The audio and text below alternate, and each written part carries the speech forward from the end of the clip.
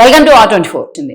అదేంటంటే డీకే శివకుమార్ తో జగన్మోహన్ రెడ్డి త్వరలోనే భేటీ కాబోతున్నారు అనేది. ఇప్పటికే భేటీ కూడా లైన్ క్లియర్ అయింది. వీళ్ళిద్దరూ కలిసి సుదీర్ఘంగా భేటీ నిర్వహించుకోబోతున్నారు అనేది. అదే సమయంలో డీకే శివకుమార్ జగన్మోహన్ రెడ్డిని కాంగ్రెస్ వైపు తీసుకువెళ్లబోతా ఉన్నారు. కాంగ్రెస్ కూటమి వైపు ఆయన జగన్మోహన్ రెడ్డిని ఆకర్షించబోతా ఉన్నారు అనే చర్చ జరుగుతోంది. ఈ రోజు నిన్నటి వరకు షర్మిలకు రాజ్యసభ ఇస్తారనే ప్రచారం జరిగిన తర్వాత కర్ణాటక కోటాలో ఈ రోజు ఆవిడకి ఆ పదవి ఇవ్వకుండా పక్కన పెట్టిన అంశంలో అందరికీ కూడా ఒక ఎండార్స్ చేసినట్లయింది, ఒక క్లారిటీ వచ్చినట్లయింది. జగన్మోహన్ రెడ్డి ఆమెను పక్కన పెట్టించారా, కావాలనే డీకే జగన్మోహన్ రెడ్డి దగ్గర చేసుకునే ప్రయత్నం చేస్తున్నారా అనేసి. సో నిజంగానే అయితే ఈ ప్రచారంలో వాస్తవం ఎంత? నిజంగానే షర్మిలని జగన్మోహన్ రెడ్డి పక్కన పెట్టించే ప్రయత్నం చేశారా, లేకపోతే జగన్మోహన్ రెడ్డి కోసం డీకేనే ఆమెను పక్కన పెట్టే ప్రయత్నం చేశారా? జగన్మోహన్ రెడ్డి డీకే వైపు వెళ్తే ఆయన ఇండియా కూటమి వెళ్ళినట్టే అనుకోవాలా, సో బీజేపీని పూర్తిగా తెగదంపులు చేసినట్లే అనుకోవాలా? ఈ అంశాలు చాలా సీరియస్ గా హాట్ టాపిక్ అవుతూ ఉన్నాయి, ఇంక్లూడింగ్ వైఎస్ఆర్సీపీలో. అయితే వీటికి ఆన్సర్ కూడా మనం చెప్పుకునే ప్రయత్నం చేయాలి. అసలు ఏం జరిగింది అనేది కూడా కొంత ఇక్కడ మనం హైలైట్ చేసుకోవాలి. మనం చూసినట్లయితే డీకే శివకుమార్ కి వైఎస్ రాజశేఖర రెడ్డితోని చాలా క్లోజ్ రిలేషన్ ఉంది.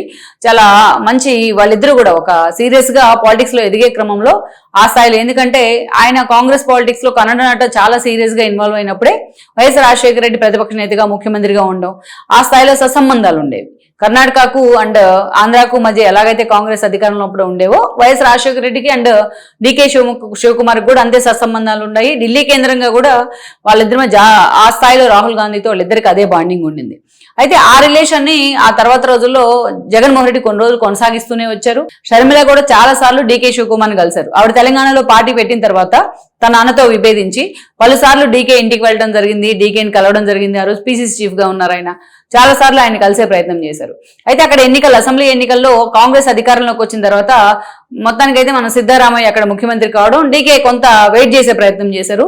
అయితే ఇప్పటికే ఆల్రెడీ ముందుగా హామీ ఇచ్చినట్టు సిద్ధరామయ్యని పక్కన కూర్చోబెట్టి ఈరోజు కాంగ్రెస్ డీకే శివకుమార్ కి పగ్గాలు అప్పగించింది. ముఖ్యమంత్రిగా ఆయన ప్రమాణ స్వీకారం చేశారు.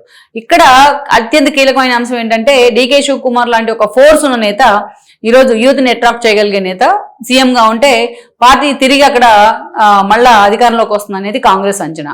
అలాంటి పరిస్థితుల్లో ఎన్నో అంచనాల మధ్య ఈరోజు డీకే సీఎం గా ప్రమాణ స్వీకారం చేశారు. ఇంకోవైపు చూస్తే షర్మిలకు కన్నడ నాటి నుంచి రాజ్యసభ వస్తుంది అనుకున్నప్పటికీ ఆ దిశగా ప్రచారం జరిగినా, ఆవిడెళ్ళి డీకేని కలిసినా, ఇన్ని రకాల ప్రచారం జరిగినా బట్ షర్మిలాకి రాజ్యసభ రాలేదు.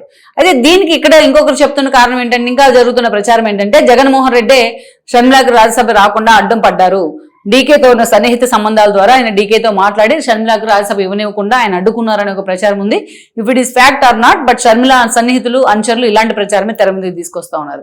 అయితే ఇక్కడ ఒక ట్విస్ట్ ఏంటంటే, ఎప్పుడైతే డీకే ఆయన ముఖ్యమంత్రిగా ప్రమాణ స్వీకారం చేయబోతున్నారో అప్పటి నుంచి జరుగుతున్న చర్చ ఏంటంటే, డీకే శివకుమార్ కి జగన్మోహన్ రెడ్డితో ఉన్న సత్సంబంధాల కారణంగా ఎప్పుడైనా సరే ఆయన జగన్మోహన్ రెడ్డిని కాంగ్రెస్ వైపు తీసుకెళ్తారు అని చర్చ జరుగుతోంది.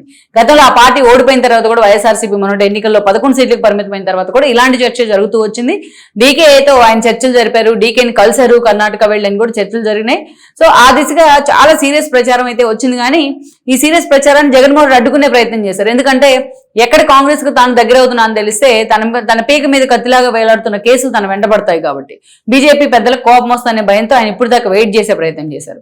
అయితే ఇవాళ రోజున జగన్మోహన్ రెడ్డి ఒక కీలకమైన అంశంలో, విధానపరమైన నిర్ణయాల విషయంలో తాను ఏ పార్టీ వైపు ఉండాలి, జాతీయ స్థాయిలో ఏ కూటమి వైపు ఉండాలి అని తేల్చుకోవాల్సిన సందర్భం రాబోతుంది జగన్మోహన్ రెడ్డికి.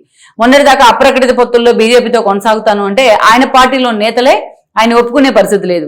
ఇలాంటి విషయాల్లో ఏదో ఒక క్లారిటీ తీసుకోవాల్సిన సందర్భం ఉంది.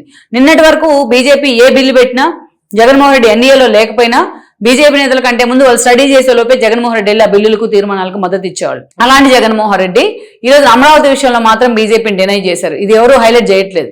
అదేవిధంగా ఇటీవల సర్ విషయంలో కూడా అదే, స్టాలిన్ గానీ మమతా గానీ ఓడిపోవడానికి కారణం సర్ మాత్రమే, దాని మీద చాలా ఫోకస్ పెట్టండి అని చెప్తా ఉన్నారు. అంటే ఆయన డైరెక్ట్ గా ఇండైరెక్ట్ గా బీజేపీని టార్గెట్ చేస్తున్న పరిస్థితి కనిపిస్తా ఉంది. దట్టు ఇంకో కీలక అంశం ఏంటంటే సదరన్ స్టేట్స్ లో ఎస్పెషల్లీ ఈరోజు చూస్తే కర్ణాటకలో ఆల్రెడీ కాంగ్రెస్ కూటమి, అదేవిధంగా కేరళలో కాంగ్రెస్ కూటమి, కర్ణాటకలో కాంగ్రెస్ అధికారంలో ఉంది. డీకే లాంటి వాళ్ళు మంచి ఫైర్ ఉన్న సీఎం గా ఎక్స్పోజ్ అవుతా ఉన్నారు.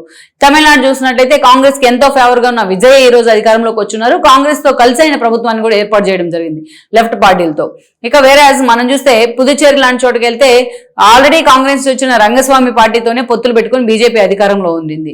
ఇలా తెలంగాణలో ఈవెన్ కాంగ్రెస్ అధికారంలో ఉంది. ఎక్సెప్ట్ ఏపీ, అన్ని చోట్ల కూడా కాంగ్రెసే లీడ్ రోల్ లో ఉన్న పరిస్థితి. తమిళనాడులో విజయ్ ఉన్నప్పటికీ కాంగ్రెస్ తో పొత్తుల్లోనే ఉన్నారు. ఇలాంటి సిచ్యువేషన్ లో సదరన్ స్టేట్స్ లో బీజేపీ అంత సీరియస్ గా ఇన్వాల్వ్ కాలేకపోతుంది. కాంగ్రెస్ కూటమికే, ఇండియా కూటమికే ఆ స్థాయిలో అక్కడ ప్రజలు ఓన్ చేసుకున్న పరిస్థితి ఉంది అనే ఒక ఈక్వేషన్ ని తెర మీద తీసుకొస్తా ఉంది ఈ రోజు కాంగ్రెస్. సో ఈ క్రమంలోనే జగన్మోహన్ రెడ్డిని ఎలాగైనా తమ వైపు తీసుకోవాలి అనేది వాళ్ళ ఆలోచన. అందుకే షర్మిలాని పెట్టి పీసీసీ చీఫ్ గా అనేక రకాలుగా ప్రయత్నం చేశారు. రేవంత్ రెడ్డి ఎన్నోసార్లు ఆయన్ని తన వైపుకు తీసుకోవాలని ప్రయత్నం చేశారు, మద్దతు ఇవ్వమని కోరారు ఉపరాష్ట్రపతి ఎన్నికల్లో. అనేక రకాలుగా చేసినా జగన్మోహన్ రెడ్డి బీజేపీని కాదని పక్కకు వచ్చే ధైర్యం చేయాల. కానీ ఇప్పుడున్న పరిస్థితుల్లో ఆయన ధైర్యం చేయబోతా ఉన్నారు అనేది ఒక చర్చ. ఎందుకంటే పార్టీ వైపు నుంచి కూడా ప్రెజర్ ఉంది.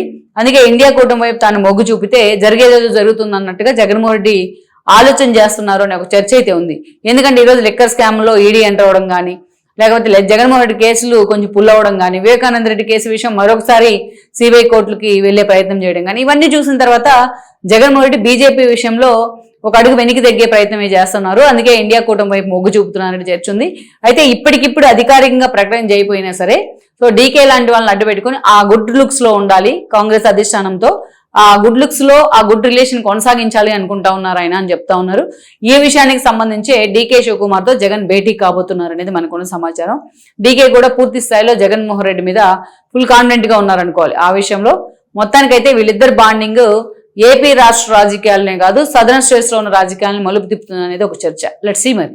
ఈ వీడియో మీకు నచ్చినట్లయితే please share, like and subscribe R24 Telugu.